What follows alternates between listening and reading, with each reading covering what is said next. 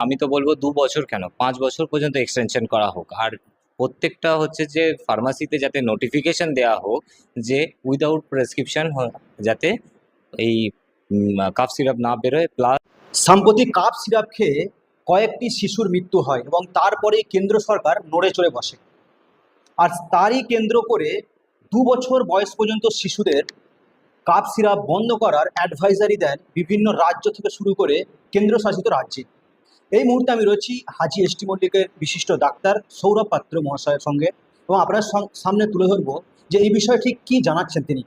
এই যে কেন্দ্র সরকার যে কাপ সিরাপ বন্ধ করার নোটিফিকেশন জারি করেছে, এটা ঠিক আপনারা কীভাবে দেখছেন? অ্যাকচুয়ালি যদি হিসাব করে দেখা যায়, এটা অনেক আগে থেকেই করা উচিত ছিল। যেভাবে উইদাউট প্রেসক্রিপশন বাড়ির লোকেরা বা হচ্ছে যে ফার্মাসিস্ট হচ্ছে যে একটা একটা করে ওষুধ হাতে ধরিয়ে দিত। সামান্য একটু সর্দি কাশি হলেও একটা ওষুধ দিয়ে দিত।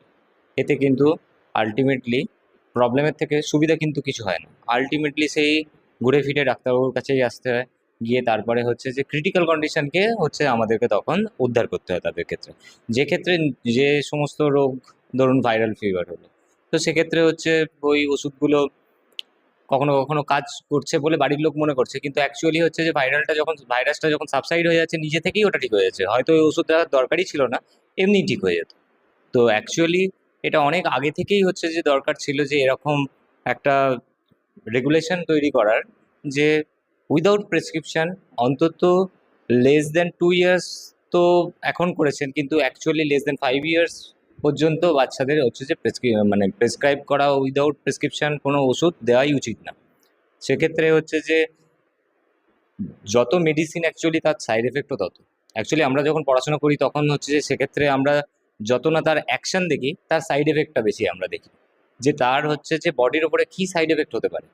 কারণ সেই মেডিসিন একটা কেমিক্যাল, অ্যাকচুয়ালি একটা কেমিক্যাল হচ্ছে যে বডিতে যাওয়ার পরে তার হাজার রকমের একটা রিয়াকশন থাকতে পারে। তো আমার উপকারের থেকে অপকার যদি বেশি হয়, সেক্ষেত্রে আমরা চাইবো যে অপকারটা যাতে না হোক। সাধারণ মানুষ এবং অভিভাবকদের কি বার্তা দেবেন এই বিষয়ে? আমি অভিভাবকদের একটা মানে মেন মোটো যেটা বলবো, সেটা হচ্ছে বাড়ির লোকেরা ভাবে যে ওষুধ খাওয়াবো তাড়াতাড়ি ঠিক হয়ে যাবে। অ্যাকচুয়ালি যদি আমরা 10 বছর আগে যাই, তাহলে দেখবো আমাদের সেক্ষেত্রে সেখানে কোনো রকম উইদাউট মেডিসিনই অনেক রোগ ঠিক হয়ে যেত। খুব রেয়ারলি হচ্ছে যে হসপিটাল যেতে হতো, তখন এত হসপিটাল এত কিছু ছিল না। আজকে এত রোগ, এত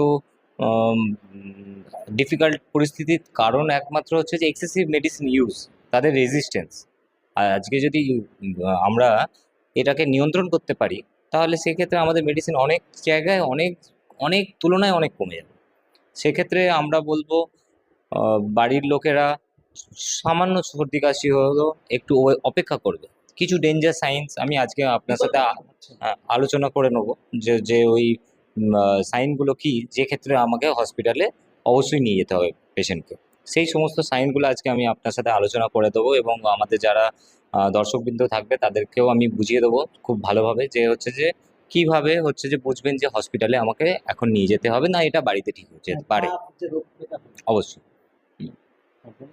আর তার থেকেও হচ্ছে যে আরো একটা জিনিস যেটা বাড়ির লোকেদের বুঝতে হবে, যে আমি ফার্মাসিস্টের কাছ থেকে আমি ওষুধ দেবো না। আমার 2 বছরের শিশু, একটা বয়স্ক লোকের ক্ষেত্রে হচ্ছে যে ওষুধ সে ডাইজেস্ট করতে পারবে, কিন্তু একটা বেবি হচ্ছে যে সেই ক্ষেত্রে ডাইজেস্ট করতে পারবে না। তার ক্যাপাবিলিটিস ততটা নেই, সে নেচারের সাথে অতটাও অ্যাডাপ্টেড নয়।